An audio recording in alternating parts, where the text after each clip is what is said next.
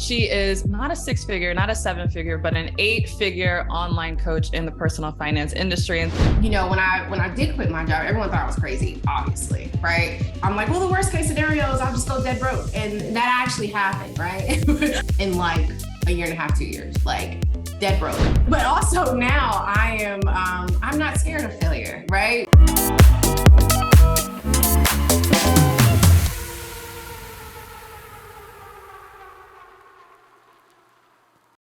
Well, let's go for it. Let's just bring her up.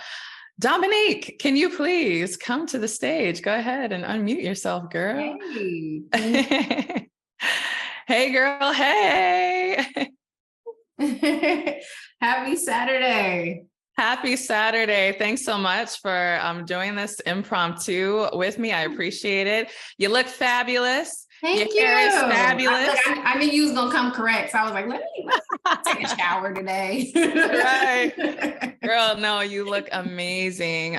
Really excited to have you here. I want to see if we can make it where it could pin both of us. There we go. Okay, both of us at the same time, since this is an interview, but I am so excited to have you here. Now, again, for those of you who don't know, Dominique is a big deal. Okay. Like she's just not my friend who's like, hey girl, you know, I'll join this little meet and greet with you. Dominique is a big deal. She's been in the personal finance industry for a long time. She's been on TV as a guest, contributor. She's worked with several banks and lots of different brands. She's definitely a known entity. And on top of that, she is not a six-figure, not a seven-figure, but an eight-figure online coach in the personal finance industry. And so I'm really excited today, Dominique, to talk about your journey to that, because that is like crazy, right? Not a lot of people achieve that. And you've been so instrumental in all of it too. So yeah. Aww, you're too sweet. So tell the people, like, how did you get here? How do you go from being in the personal finance industry, doing traditional things, to being like an eight-figure coach online with a team and students all over the world? Yeah, it's been a heck of a journey. This is actually, I believe, my 10-year anniversary of having my business, which is crazy to think that I haven't had like a quote unquote real job, as they say, right? In 10 years. But as you mentioned, I started out as a traditional financial planner and advisor. I actually, before that, fell in love with the world of personal finance and investing specifically when I was 16 years old. And I was 16, I started teaching myself how to invest, and eventually a couple years after that, trying to teach myself how to trade. Back then there was no YouTube, and there were no Courtneys and people that could, even guide us along the way. And so that was really where I first fell in love with the world of investing, and decided that I wanted to be a stockbroker, right? And so I went to Bowie State University, which is a historically Black college in Bowie, Maryland, majored in banking and finance, ended up getting a job at UBS Financial Services. My dream job was actually at Morgan Stanley. And the couple days before I was supposed to go to New York to start my internship, Morgan Stanley cut their entire internship program for the summer. And I was devastated because I feel like I had been working, all my teen years and college years just to get this one specific internship. Then I ended up at UBS Financial Services, became interning, and then they eventually hired me, offered me a full-time position. Before I graduated college, I actually started there full-time, was managing money or essentially assisting planners that manage money for high net worth individuals. And then once I became licensed, I started working with doing private wealth management for clients that had 10, 20, $30 million in investable assets. And I was doing that for a while. And I had bought my first house at 22 before I had graduated college, just by using my savings and the money I had started teaching myself how to invest. And, my friends kept coming to me asking me for financial advice. They're like, hold on, Dominique, clearly you know what you're doing. Like, we all moved from our dorms back home with our parents, and you moved from your dorm to this super dope condo. I was living in North Bethesda, Maryland at the time. And I'm like, wait, you guys don't know anything about like budgeting and saving and investing? And they're like, no, we don't know this. They didn't teach us this stuff in school. So I realized there was this huge gap, right? If you had access to money, people were banging on your door to help you manage it. But if you didn't have it, it was like really, really hard to get financial advice, right? And even now, a lot of financial advisors say, hey, call me once you got $1 million to invest. If you don't got $1 million, just call me when you figure it out.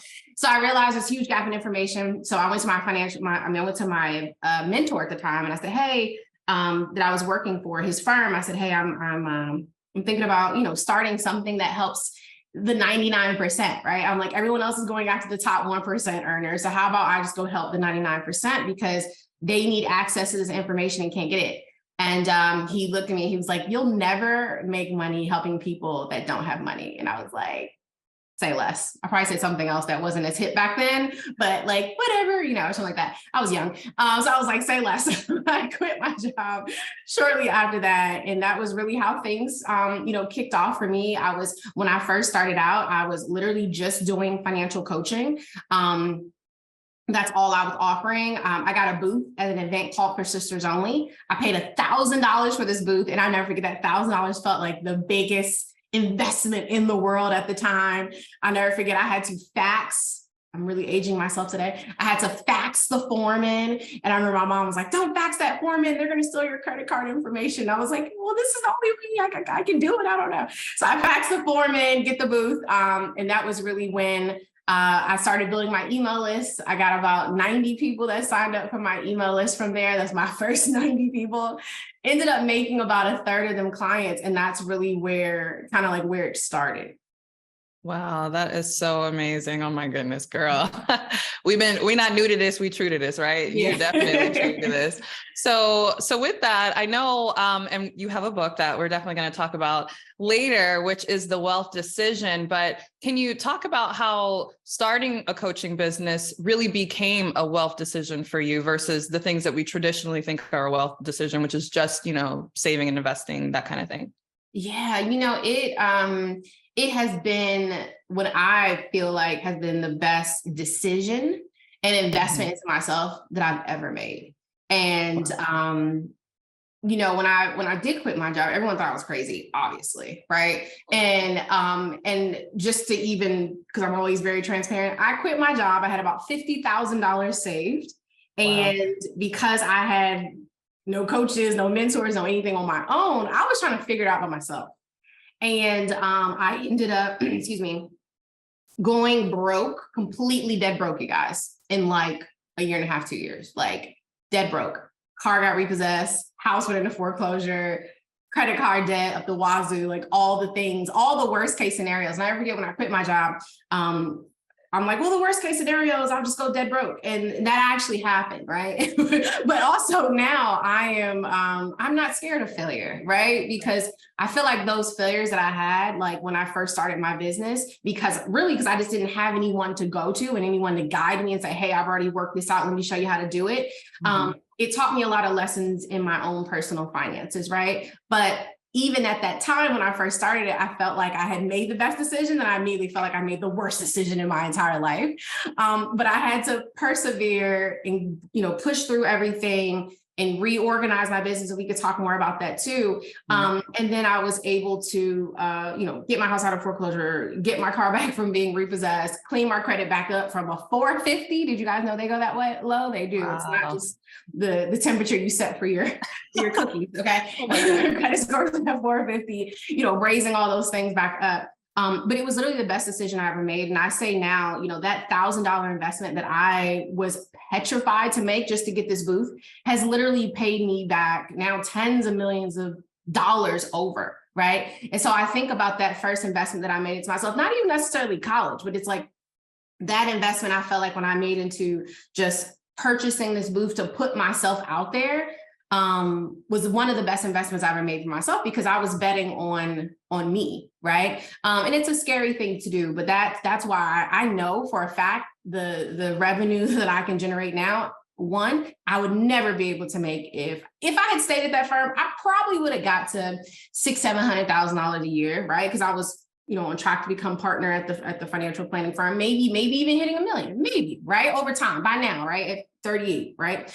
But with that, making that decision to go into the starting with financial coaching has literally, now I can make millions a year, sometimes a month, right? That would have never happened at that job. And then outside of that was the impact, right? The impact that I can make now we have audience of hundreds of thousands of people, and then our ads are reaching millions of people every month. I would have never had that impact if I was still sitting at my desk working at a financial firm. So that's, why I know that it was one of the best decisions I ever made, being pushed by God to make that decision, but in my life, for sure. Yeah. And I'm so happy you did it, because you got pushed by God to make that decision, and then you pushed me to make that decision. And so... Yeah. And that's the other part too, by investing into myself and putting myself out there. I started to align myself with people like you. Right. And, when, like you said, you were still working at the federal government, and I'm like, girl, what are you doing? Like, you could be helping so many other people. We had that happy hour, we joked about, we shut the restaurant down. We literally shut the restaurant down. Like, the happy hour started at 5. It was like 11. They were like, okay, y'all gotta go. Y'all done turned this into a co-working spot. Like, you have to go. Right. But it was just seeing like how much you were helping me in that short conversation, even though I'd already had my business, you were still full time. But that was also the other important part for me, is just aligning myself with like-minded individuals, to be able to help think bigger. Right. And that was also something that, you were even able to help me do. Yeah. Oh, thank you. Well, the feeling's mutual, because I was like, girl, no one is going to pay me for this. And you're like, Courtney, stop it. But yeah, you mentioned, so it's coming up on 10 years that you've been doing this full time. And while you've always been successful, I would say for sure, from being on the outside looking in, like the pandemic and recognizing opportunities and kind of like making some pivots in your business really blew you up. So can you speak about, one, the opportunity that you did recognize when the pandemic happened, and then kind of how you've developed that knowing and that confidence to jump on the opportunity when you see it, even if it's an inconvenient time? Yeah. So I would say, this was something that, it's so funny when I look back, like people, not just me, but people in general, have been pushing me to start a course around one specific topic. I had always been in personal finance, specifically on the personal financial management side, budgeting, saving, light investing, things like that. But it was funny. One of my other good friends, Abu Fofana, he was like, you really need to launch this investing course. And I was like teaching him a lot of different things. This was years before. And I was like, no, I don't want to do it, because everyone that teaches investing is like scammy, and I don't like them. I don't want to be associated with that. And it's horrible. And then after a while, my friends were like, even my partner was like, this is why you need to do it, because you're not scammy. You can actually teach people. You actually have a real background in this information. Why don't you, try it out? And so I never forget, I was like, all right, I just a lot of downtime in the pandemic. I had just had a baby. So I had how old was Dawson? Maybe 9 months old at the time. And so I was like, you know what, let's just see what happens. So I ended up just taking the time to download everything that I knew about investing, right? All the things that I felt like I had to Google myself to find myself when I was 16, all the things I had to read in books, and just put it into one course with videos and all the things. And, I launched it, and I never forget, my goal was, I was only selling it for $1,000. And I said, hey, if I can get 20 people to sign up, this will be a success. So we had 66 people sign up in 10 minutes. Wow. And I was like, okay, I'm on to something. Clearly I'm on to something. And in full disclosure, and Courtney knows this about me, and I feel like Courtney's opposite for me. Courtney's gonna have it all built out from A to Z, and then like I feel like you're like just very, very. Her brain is way more detail oriented than mine. I had none of the course actually built out. All I had was the outline, but I had a very detailed outline of what you receive, what you would, So that's literally all I saw was the outline. I never forget. I closed the webinar, and I was like, okay, I just made $66,000, and basically an hour and 10 minutes total from doing the class. I need to go make this thing. So I started making it. But it was really cool because I was able to make it week by week and get feedback. And so that helped to make the course even better. And we've actually redone the course now. I would say probably at least 1 or 2 other times, like completely redone it, completely did it over. And so that was really the area. And I didn't realize that people really, really wanted to learn investing. And they didn't just want to learn investing. They wanted to learn it from me. And that's one of the most important things. I think a lot of us are like, oh, so-and-so is doing this and so-and-so is doing this. It doesn't matter. There are so many people in the world, and they need to hear the message from you. And you are doing a disservice to them by not delivering it to them. And that's where I was like, oh my gosh, people were sending me messages like, thank you so much for creating this. We had people who took the course and was able to retire earlier. We had travel nurses who were in their 60s who were just physically tired of working, who were able to learn how to not even necessarily just trade, but to invest in general, make the money they had work for them a little bit better and quit their jobs as well. Right. And so that was where I realized, okay, I'm really, really, really onto something. We kept launching every month, doing cohorts. So now we've generated, I believe now over $13.5 million in the past 2 years. And it's been absolutely insane. At this time, I had like no team whatsoever. But it was literally just launching something that I thought that nobody wanted to hear because I felt like enough people was teaching about it, but they needed to hear it from me specifically. Wow. So. Yeah, that's huge. And I know everyone who's on and is listening today, they've been working on trying to nail their niche. And I think sometimes people want their niche to be like what they want it to be versus what people are coming to them about. Right. And we talk about looking at your story and all the things that you did. So, I mean, I know you spoke about the encouragement that people gave you, like, hey, other people will want to learn this from you. But I guess what was the most eye-opening thing once you were on the other side of like doing the thing that people actually were asking you to do? What was the most eye-opening thing about that and like truly nailing your niche? I think what was most eye-opening was how much people truly don't know about investing. I was really surprised, I have to say. And I think that a lot of times, and this is one of the things that we tend to do. And if you're thinking about what your niche will be, or even what you're going to teach, you have to ask other people because we all get so caught up in our own space, right? And so we just kind of, everyone knows what a stock is. Everyone knows what this is. And there's some people like, I ain't gonna lie, I don't know what a stock is. I hear them talking about the S&P is down. What is S&P, right? And so I realized that it was people that look like me, that didn't look like me, of all ages, who were like, I don't know what an investment is, or I have a 401k and I have no clue how it works. That was probably one of the most eye-opening things for me, where I felt like I didn't launch that specific program because I felt like it was something that most people knew by now, and not realizing that there's still a lot of people that have no clarity on it whatsoever. And that was really eye-opening for me. And it still is to this day. I'm not gonna lie. It still is. Yeah. So take heed, everyone. If you're like, oh, I don't want to do this because doesn't everybody know that? No, you think everyone knows it because you know it, but you would be surprised how much people don't know. In fact, that was my issue because you were like, you should coach on this. And I was like, oh, like no one wants to learn from me. Right.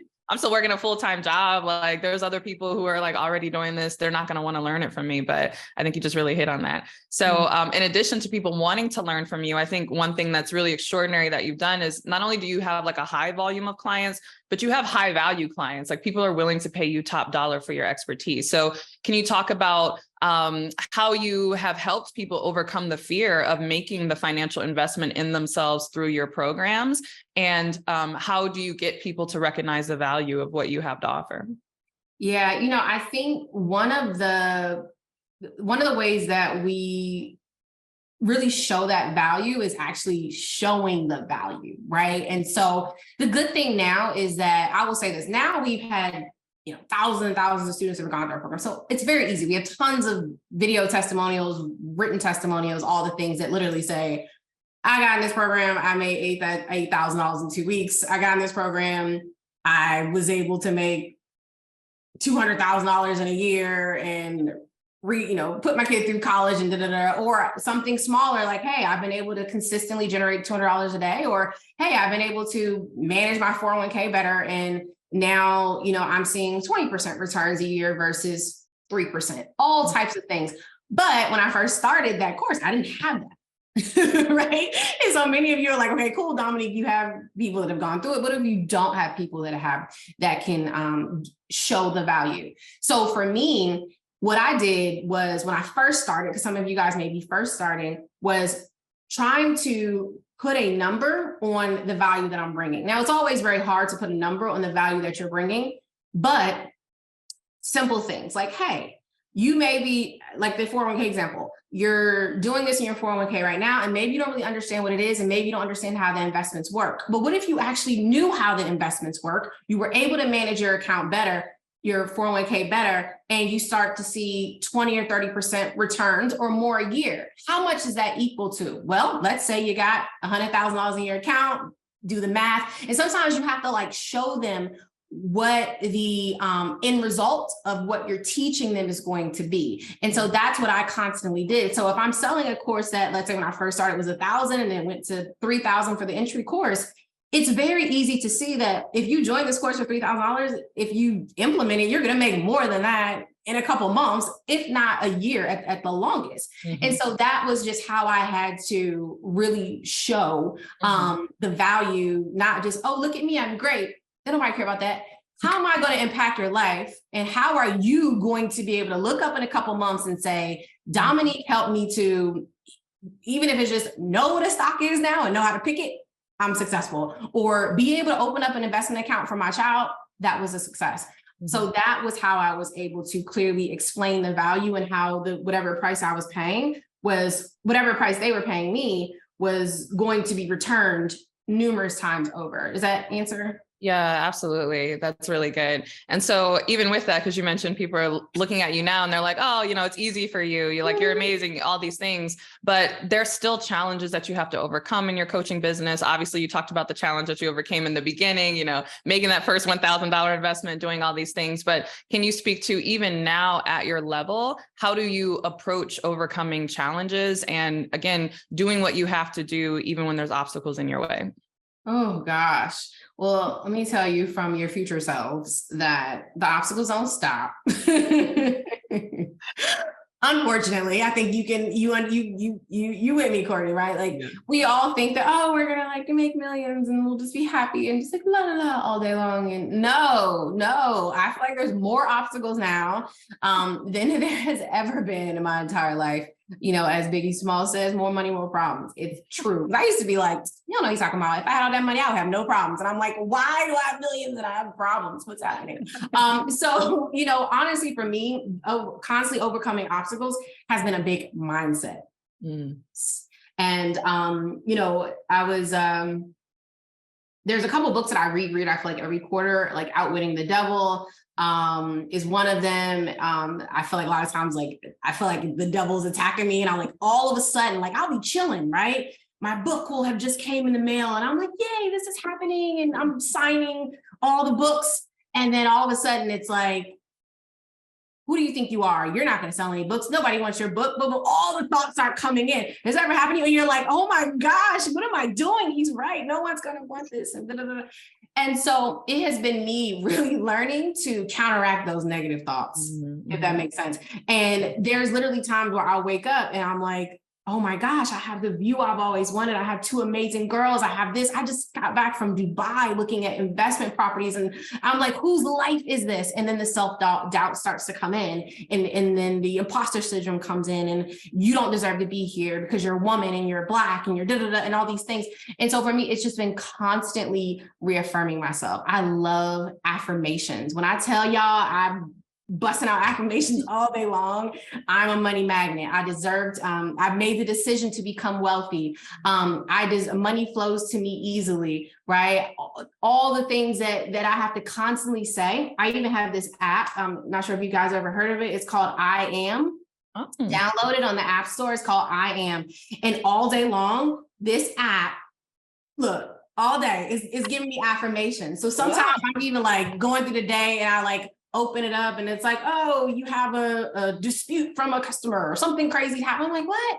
And I look up and it's like, I know that self-love is fundamental to Dominique's well-being, or Dominique's going to have a great day today. You deserve all the good things that are happening in your life, right? And so that has been really, really helpful to me. I feel like at this level, my biggest battles they're really more mental. They really are. Still dealing with, like I said, imposter syndrome and self-doubt and all those things that come in because you're in different rooms and in different spaces. But also having people to talk to, has been really, really important, because a lot of times on this journey, you feel like you're by yourself, right? But a lot of times we're not. Like I always know, even I can reach out to Courtney and even we might not talk for months and we'll text and it's, we can have a conversation and help each other navigate certain things, or other friends as well, or other mentors or coaches and things like that, which has been really important. So I will also say, when you're going on this journey, like, just making sure that you don't try to do it by yourself. I feel like that was the biggest mistake I made in the beginning.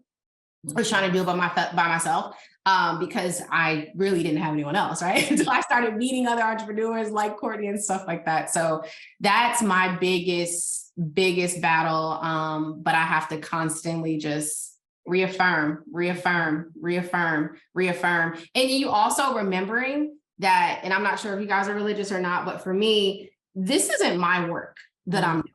This is literally God's work. Because if it was up to me, I'd probably be, I don't know, sitting somewhere quiet, not on social media, not doing anything. I'm not going to lie. I have to hire a social media manager just to post because I hate posting. Okay. And so I know this isn't my work. And so when I think about that even more, I'm like, I don't have time to doubt myself because I have someone that is depending on me. And for me, that's God, right? Literally, I am doing God's work. And I feel that in my heart of hearts based on all the people that I'm helping. So those are the things that keep me going. And then one more thing I will add is remembering my why, right? And this is something I'm sure you guys probably heard of, and Courtney's probably mentioned Simon Sinek, and starting with your why, that is really important. My why has changed from, let's say, when I first met Courtney and I was single, no kids, out in these streets, right? Just, working 24 hours a day because I had responsibilities, and now being a mom of 2 toddlers, in my response, my why has changed, but I also feel like my why is also what keeps me going. Right. And so seeing my employees that depend on me, seeing my students that depend on me, my children, all those things combined is what helped me to constantly push forward. Some days you still feel like you want to give up. You're like, man, give this, I'm out. Yeah. But I always say don't do things based on how your present feels, do things based on the future that you want, Yes. So yes. Take that action. That's so good. So speaking about not having time to second guess yourself, and then, being a mom of 2 and having all these people depending on you, how do you manage time and building your business? But then also, how do you support your clients? Because I know they probably get in your coaching program and they're like, how do I have time to learn all these new skills? So everybody thinks that they don't have time. How do you make time to do what you need to do, and then support your clients to make time to do what they need to do? Yeah, I feel like I didn't like the word making time. I don't like that phrase. Yeah. At the end of the day, we all have time, not make time. We have time for the things that are important to us. Do you remember when you're dating, a guy or a girl, and you're like, oh my God, they always they're too busy for you. Oh, I'm so busy. That means they don't care about you. That's all that means, because people make time or have time for the things that are important. So for me, prioritizing what's important, right? For me, spending time with my children and my family, trying to start back working out, traveling, being a good leader to my team, spending time to educate myself, right? So those are all the things that I may not be able to make time for 100% every day, but I do try to make sure that throughout the week, I'm spending time on just educating myself on all new things. Like right now, I'm head into this whole AI space, and I'm building, fintech surrounding AI. It's my secret project that no one knows about. I've been working on the past few months, and I'm all in. I eat, breathe, think about is AI, right? And so just having the time and prioritizing the time for the things that are important. I tell my students the same thing, because they're like, oh, I don't have time to do this and da-da-da. I'm like, you just don't want to do it. Because I remember even when I started my business, I told you guys, I would say when my business completely took off. Actually, when I first started to even when it took off, when I made the first, we went from the 66 in 1 month to starting to have, I think we did I would say 5 million in the first 5 months or 5.5 months or 6 months of that course launch. I had 1 employee. No, 2. Sorry, 2 contractors. 1 that was just doing design work, and the other that was just running my ads. 2 contractors. That's it. I was a full-time mom, no nanny, breastfeeding, teaching the course, creating the course, selling the course, doing all the things. Right. And so when I look at people, I was customer support, I was marketing, I was cleaning the toilets, I was doing everything. Right. And I don't recommend that. First of all, horrible decision. I was trying to do too much. Don't do that. Women, we don't have to do it all. Don't rate it. Okay. But it taught me, even now, when I see people like, I don't have time for this, I don't have time for that. It just means that it's not a priority to you, because I was able to do all that stuff, which was stupid when I look back that I was doing it all, but I was able to do all that and make the millions in a very, very short time frame, still take time to educate myself, still breastfeed, all the things, right? And so I think it's really important to really ask yourself, what's important to you? And I think that if you constantly find yourself not making time for something, that thing isn't important to you. And that also may mean that that's not where you should be putting your time. I've had other things that I've attempted to start, and I realized like I'm super, super excited about it the first week. And after 2 weeks, I'm like, nah, I'm over it. Right. It's also very similar to like shopping. I love clothes. Okay. And sometimes, like I was in Givenchy the other day, and they had this super dope purse, and I was like, "Oh, this thing is cute," but I didn't come here for that. I walked by, they kind of reeled me in, and I was like, "Oh, do I need this purse?" I'm like, you know what? Let me think about it. So when I was in the store, I was like, "Oh, it's perfect. I can't live another day without this purse." I go home. I just thought about it a couple. I thought about that purse. That means I didn't need that purse. I didn't care about it. And so a lot of times, even with some of our business ideas and some of our things that we want to do, if we immediately just feel like we can't find time for it, you don't care about it and you don't want it enough. As simple as that. That's it. That is so good. Wow. That's good. And I'm glad you said that, because I know a lot of people feel like, oh, I don't have as much support as someone else does, so maybe that's why I don't have the time to do that. So it really is a mindset shift to just like, make the time, take the time, however you want to say it, to just get it done. But speaking of support, because you are a financial coach and you work with a lot of people, making financial decisions, oftentimes with a partner or a spouse, is really important. So I know that can be challenging sometimes to, get your partner's full support. How have you maybe coached your clients to be able to communicate the value of like them investing in themselves with a partner if they might be facing some like resistance from their spouse or something? Yeah, that's always interesting. I haven't necessarily had to deal with that, right? Having to work with people to deal with them helping to make the investment. But I have heard, right, after people may sign up for our program, that like, actually last year before last, we were having our retreat in Cancun, and we had this super cute couple there. I think they were in their maybe mid-60s. And we were giving her, we were highlighting her for something. I think she had generated, like maybe $300,000 a year in that year, or something of that nature, right? And it was funny because her husband comes on stage and he was like, I'm not gonna lie, when she signed up for this program, I was like, you're gonna get scammed and you're gonna lose all your money. And it was so funny, right? And there were, it was hilarious. And then he was like, but now I'm happy because she's making all this. It was hilarious. But, I think a lot of times in life, and this is also why I feel like it's important to, have your own money, right? I'm not gonna lie. It's important. Like, I'm in a partnership because I get it. But like, I think at the same time, it is important to have your own money, right? So that you can do those things, because I've also seen people who are like, oh, I don't want my partner doing this. And it's literally blocking their blessings and limiting them. So I feel like, a lot of times in life, we have to make decisions for ourselves. Like I said, I've always had a very, very, very supportive, partner in everything that I've done. So I haven't necessarily had to battle with that myself. But I do think that sometimes you have to do things that are best for you. And yeah, that's all. Yeah. I know that is really, it's hard, and I get it, because like you said, people see coaching programs. It can be difficult to discern like who's real, what's real. Is this of really value, or is this like not valuable? So maybe can you speak about like, what is some advice that you would give someone who's looking to invest in themselves, but they're hesitant to join a program, or again, maybe their spouse is hesitant for them to join a program because of past disappointments? Yeah,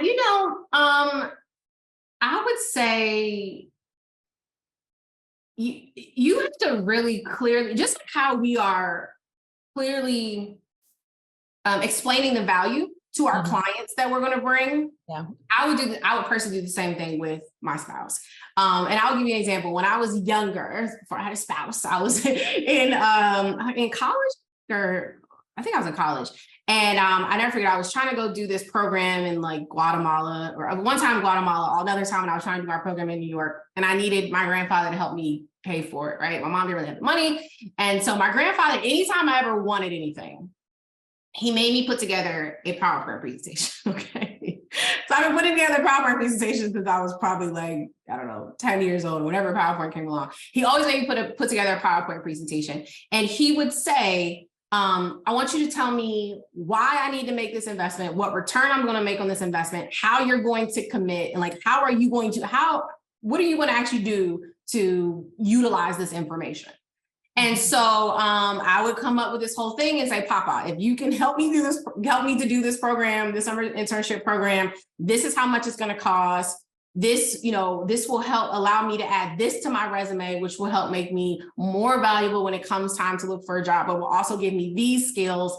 And this is the time frame, and right? This is what I used to do with my grandfather. So I imagine if I was ever in a situation, especially with a spouse or significant other, or sponsor, whoever it is, do the same thing. Because one, I'm coming to you with a well put together presentation, which means that I care enough to take my time to make this presentation, but also with information and data that says, look, this is my plan. I'm going to be, joining this program or signing up for this course. And my plan is this. I'm going to be, studying 3 days a week. 2 days a week, we have live sessions. So maybe if you can help with the kids during this time, I'll need your support. And then I'm going to try to take every Saturday morning and I'm going to study for at least an hour. And this is how I'm planning to implement it. And my goal is to have this course done in 2 months. And then at that time, I'll be launching my program. And then my goal is to generate at least $15K in the first 45 days. What are your thoughts? It's hard for somebody to be like, no, after you done laid out a whole plan. Right. So I think a lot of times when we're talking to our spouses or whoever it is, even if you're looking to borrow the money from someone, having it laid out is a great way. And it also helps to hold you accountable, which is also good because you're like, okay, now I really got to get this done because I already told this person that they're going to see me studying every Monday, Wednesday, Friday. So if they don't see me, they're going to be like, what are you doing? So I think that's another thing that you can do as well that I've had to do since I was a kid. So yeah, no, I love that. It sounds like your parents and your grandparents taught you very early. Basically, any type of investment that you make, whether it's investing in the stock market or investing in yourself through starting a business, is a wealth decision, right? So if it's a wealth decision, it makes sense that you show up and you treat it seriously and that you really have your ducks in order and know why you're doing that. And so speaking of making a wealth decision, you recently teamed up with Simon & Schuster. Simon & Schuster, y'all, That's a big publisher. Simon & Schuster to publish your first book, Wealth Decision, 10 Simple Steps to Financial Freedom and Build Generational Wealth. Can you please show us the book and tell us more about what inspired you to write it? Yeah, so this is the book, you guys. I'm so excited. I've always wanted to write a book since I was a kid. I was like the kid that read you guys remember like Goosebumps and Babysitter's Club and all those, I read all of those books over and over again. I probably have like every Goosebump book to this day, and would write stories and stuff like that. And so I would write books and even create covers for them and put them on the bookshelf in my house. And so when I got the opportunity with Simon & Schuster, I was like, holy crap, this is the largest publisher in the world. But I was really excited to document all the crap that I've been through financially. I'm gonna keep it 100. Like, this book is not like, oh, I'm wealthy and this is so great. It's like, no, let me tell you about this day when my car got repossessed and I was like, where's my car? No, and daggone well, I hadn't paid the bill. And then how did I get out of it, right? And so it's a very straight up, these are the 10 simple steps to start to get on your own path to achieve whatever financial freedom looks like to you. And I think that's the most important thing. Financial freedom looks different to every single person, right? Every single person. And that's another thing in here. It's like, yes, what does wealthy mean to you? For some people, it's like, I want to own a private jet.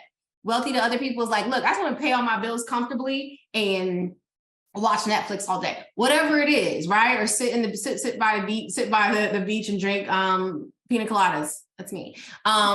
After I walk off my private jet, right? That's the goal. But you have to figure out what that means for you. So that's why I wrote the book. I'm very, very excited about it. I call it my third child. If anyone else has ever written a book, it's literally like having another child. It took longer than that, longer than the normal 9 months, but it's been great. I'm very, very excited about it, and just honored to be able to have my story and my philosophies and lessons, around hopefully forever. Yeah, I can't wait to read it. I know it's going to be amazing. We are trying to make this a bestseller, a New York Times bestseller. And along with that, just to show my support, we are providing a copy of Dominique's book to everyone who joins the Next Big Name, which I'm super excited about. So we had our Nail Your Niche challenge just this past week, and we had many people enroll, and I'm really excited about it. But we also had a lot of questions, right? I got emails right now in our inbox. Poor Haley, my assistant, was taking phone calls at midnight. We've gotten emails from 1 a.m., 2 a.m. And there's a lot of people who wanted to get in, they weren't able to do that. So I said, all right, we're going to reopen this the last time, right? We're going to reopen this from today through Memorial Day, through Monday at midnight. And if you join, you are going to get a copy. We're going to pre-order it for you. We're going to give you a copy of Dominique's book, which I'm really excited about. And so we'll go over the Next Big Name in just a moment. But also, I'm really excited that you are offering your course, Finances Demystified, for everyone who pre-orders, right? So your book comes out on Tuesday.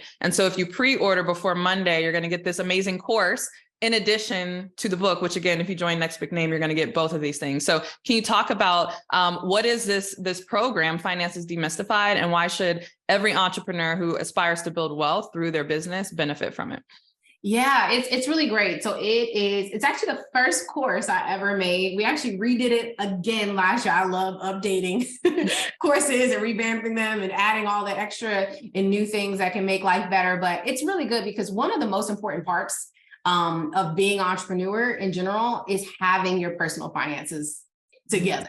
Yeah. I tell people all the time, even if you're putting all this energy into starting a business, you're like, well, I make all this money with my business. But if you can't manage the money you're making now, trust me, it's not going to be easier at all when you get to the business side. And so with the Finances Demystified Bootcamp, it's broken up over 5 modules, and you can go module by module and literally learn about your money mindset and fixing it, right?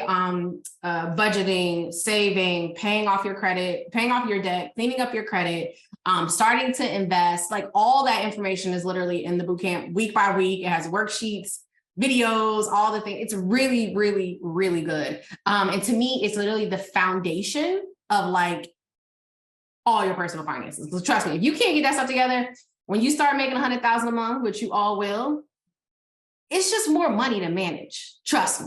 It's just more money to manage, which is very difficult. So let me tell you, right now you're like, okay, I'm struggling with managing my personal finances. Can you really think it's going to be easier when you have to manage your personal finances?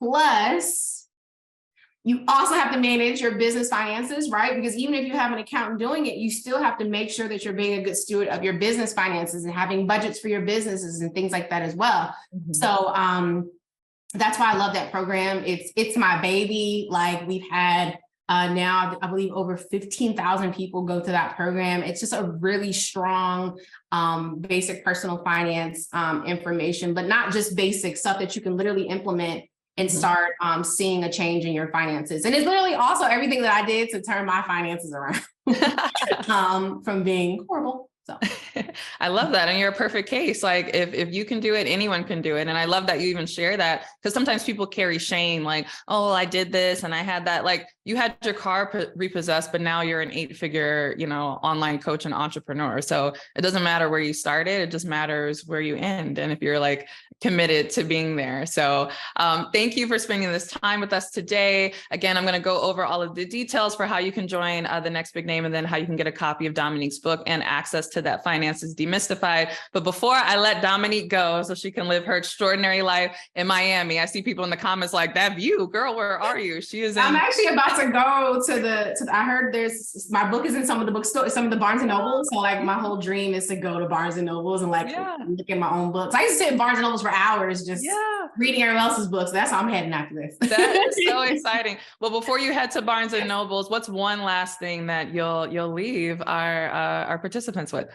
Ooh, okay. So I will say one of the things that I do every single day is try to do at least, it might not be a lot of things, at least one thing that my future self will thank me for.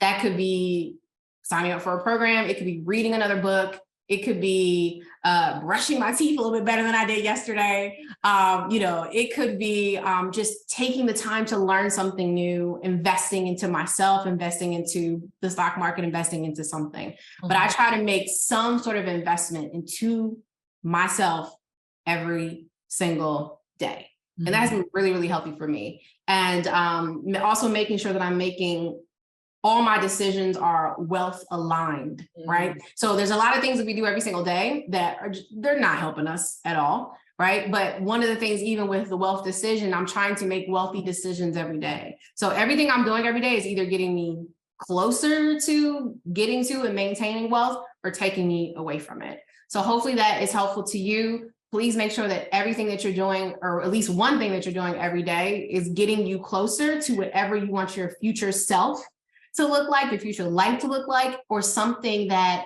you'll look back and say, man, I'm so happy I did that then. I love that. Thank you so much. Let's give a round of applause for Dominique. Thank you all so much for having me. Thank you, and let you go. Thank you so much for joining me here.